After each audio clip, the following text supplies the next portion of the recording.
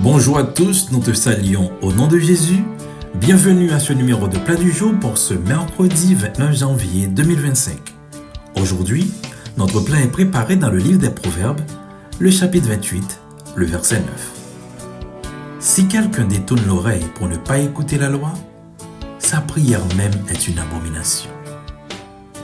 Vous aimez beaucoup prier, jeûner, passer des jours sur la montagne, faire des vingtaines, des trentaines et même des quarantaines de prières comme Moïse et Jésus. Cependant, vos demandes restent sans réponse, comme si Dieu serait cruel et indifférent à vos sacrifices. Mais ce verset nous enseigne comment la désobéissance rend les prières inefficaces. Dieu ne se contente pas d'écouter nos paroles. Il regarde également l'état de notre cœur et notre attitude envers sa loi. Détourner l'oreille de la loi de Dieu, c'est refuser d'obéir à ses commandements ou de les prendre en considération dans notre vie quotidienne. Une telle désobéissance rend nos prières inacceptables devant lui au point d'être qualifiées d'abomination. Ce mot fort montre à quel point Dieu rejette les prières d'une personne qui vit dans le mépris de sa parole. Monter sur la montagne ne signifie pas rencontrer Dieu. Faire des quarantaines dans le péché, c'est vous torturer pour rien. On ne peut pas tromper Dieu. Le psaume 24, verset 3 à 5 nous dit « Qui pourra monter à la montagne de l'Éternel? Qui s'élèvera jusqu'à son lieu saint? Celui qui a les mains innocentes et le cœur pur, celui qui ne livre pas son âme au mensonge et qui ne jure pas pour tromper. Il obtiendra la bénédiction de l'Éternel, la miséricorde du Dieu de son salut. » La loi ici fait référence aux commandements divins, aux enseignements que Dieu nous a donnés pour vivre selon sa volonté. Lorsque nous choisissons de fermer nos cœurs à sa parole, nous démontrons un manque de respect envers Dieu lui-même. Comment pouvons-nous espérer qu'il écoute nos prières si nous ignorons sa voix? C'est un rappel que notre obéissance est essentielle dans notre relation avec lui. Prier sans soumission est une hypocrisie. Ce verset expose l'hypocrisie spirituelle de ceux qui prient tout en vivant dans la désobéissance. Ils demandent à Dieu de répondre à leurs besoins tout en refusant de marcher selon ses voies. C'est comme un enfant rebelle qui désobéit constamment son père alors qu'il lui fait des exigences le jour de son anniversaire. Mais Dieu ne se laisse pas manipuler. Il ne répond pas aux prières motivées par un cœur rebelle.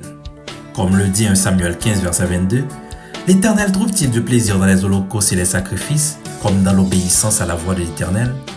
Voici, l'obéissance vaut mieux que les sacrifices. Ce verset ne vise pas à décourager la prière, mais à rappeler que la prière efficace commence par un cœur soumis à Dieu. Si nous voulons que nos prières montent comme un parfum agréable devant lui, nous devons d'abord écouter, respecter et appliquer ses enseignements. Beaucoup prient avec l'espoir que Dieu agisse en leur faveur, mais sans intention de changer leur mode de vie. Ce verset rappelle que Dieu agit en conformité avec sa justice et sa parole. Comme dit Jean 9, verset 31, nous savons que Dieu n'exauce point les pécheurs, mais si quelqu'un l'honore et fait sa volonté, il l'exauce.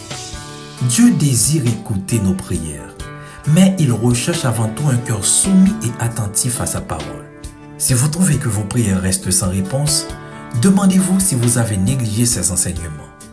Écouter sa loi, c'est reconnaître que sa volonté est au-dessus de la nôtre. Ce n'est qu'en vivant selon sa parole que nos prières deviendront un parfum agréable à ses yeux. Comme le dit 1 Jean 3, verset 22, « Quoi que nous demandions, nous le recevrons de lui parce que nous gardons ses commandements et que nous faisons ce qui lui est agréable. » Bon appétit, bonne journée, soyez richement bénis au nom de Jésus. Merci bon Dieu pour bon moi parole ça.